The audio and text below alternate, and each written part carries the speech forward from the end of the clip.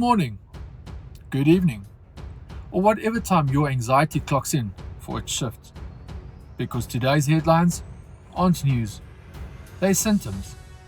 This isn't a news cycle anymore, it's a group chat. No one's okay, everyone's typing in all caps, and there's always that one guy sending voice notes. No one listens to the voice notes. Welcome to Thursday. Let's emotionally prepare for things getting worse. Let's start with the Middle East, where there's officially a ceasefire, which is hilarious. A ceasefire is basically the international version of I'm calm. No, you're not. It's two global powers being held apart like drunk relatives at a Christmas. Let me at him. You are being held. I know, but still.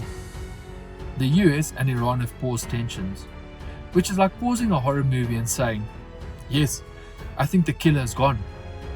He's not gone, he's just off screen. Meanwhile, things are still blowing up, just with better PR. And oil prices have absolutely lost their minds, hovering at around $100 a barrel. A barrel? Nobody knows how big a barrel is. It could be this big or this big. All we know is we can't afford it. Soon, filling your tank will feel like booking a honeymoon. Would you like petrol or a romantic weekend in Paris? At this point, walking isn't exercise, it's a budget plan. Jogging, that's for people with disposable income. Cycling, that's basically offshore banking. Now, the global economy, which is reacting like a Victorian child with a mild cough. Oh no, the air, I'm fading. Markets are down, inflation is up, and economists, they're doing what they do best, saying absolutely nothing in the most complicated way possible. We are cautiously concerned. Translation, we have no idea what's happening, but the graph looks bad. The IMF is issuing warnings, governments are sweating, and somewhere, a billionaire is saying, this is fine, while ordering a third yacht that docks inside his second yacht, which is parked inside your rent money. And you know it's bad when your groceries develop personalities. You pick up eggs, and the eggs look at you like, oh, you thought this was still 2022. Look at him dreaming. Bread has started acting like luxury goods. This isn't artisanal, air-infused, wheat-adjacent. It's $15. At this point, buying groceries feels like assembling a heist crew. You get the milk, I'll distract the cashier, we meet at the car.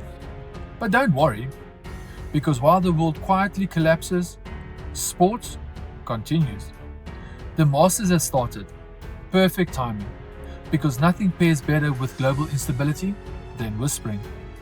There's something incredible about golf. Everything could fall apart tomorrow, and they'd still be like, slight breeze, left to right, markets collapsing, but the green is holding nicely. The grass is more stable than the economy. And then, boxing. We've got Tyson Fury stepping into the ring to punch another adult man in the face repeatedly. And somehow, this feels honest.